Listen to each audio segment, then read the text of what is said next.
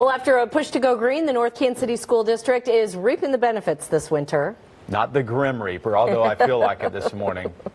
The bus barn has got more than 100 buses that are run off natural gas. Cool. Off natural gas. Here he is. Yeah, it's that new diet that's got me too. And you're not quite the Grim Reaper though, Mark Alford. You're much nicer than people think. I'm just going to let folks know now. But we had to get on the school bus. First time in a very long time I've been on the school bus. Michael here is understanding how this bus barn works. Actually, man that's in charge of all this. Now, we're inside for a reason. It's about now, was it 6:30-ish or so? The bus is getting ready to go.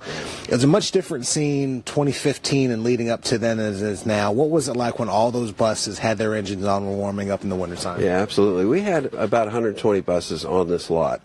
We also have a secondary lot up at Staley. However, at this lot, when we had the diesel buses, you would come in the morning, especially with the cold, dense air like today, there would just be a blue cloud above transportation. It'd be illuminated with all of our lights. And, you could smell it, you could see it in the air. And what's so nice about the compressed natural gas is there's just water vapor that comes out the back of the tailpipe. So very, very low emissions. You certainly don't smell any exhaust whatsoever. And the look of the school bus, by and large, hasn't changed much, but like the specs on the front that we're about to show you here is different as well. And of course, this is running off of, like you mentioned, natural gas, but the output and the impact it's having, you're about 2 years into these new buses. How has it kind of helped the, at least the general environment here and what you cut down as far as fumes and whatnot? Sure.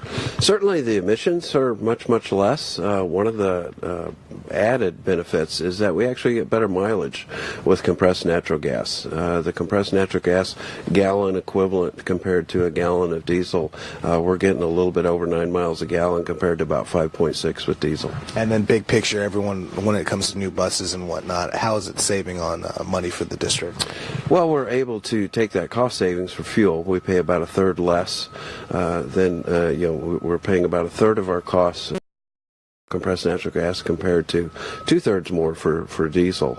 So we're able to take at least that cost savings and over a period of time realize that savings into to reduce costs for the district. And the winter time is a big reason why they are feeling this now. These buses are running, kids are going to school. Sorry, no snow day, even though there's some snow outside. But we'll send it back to Kim and the non-Grim Reaper, Mark Alford, back in the studio. You know, some people are getting their cars converted to that, and I'm seeing more places where you can fill up. It's kind of big down in Texas because there's a lot of natural gas down there, as you know. So is it more expensive? It's less As expensive. we do. It's less expensive per mile, right? And it's cleaner, and your engine lasts longer. I mean, you can put 500,000 miles on Long an term, engine. it's much cheaper. Yeah.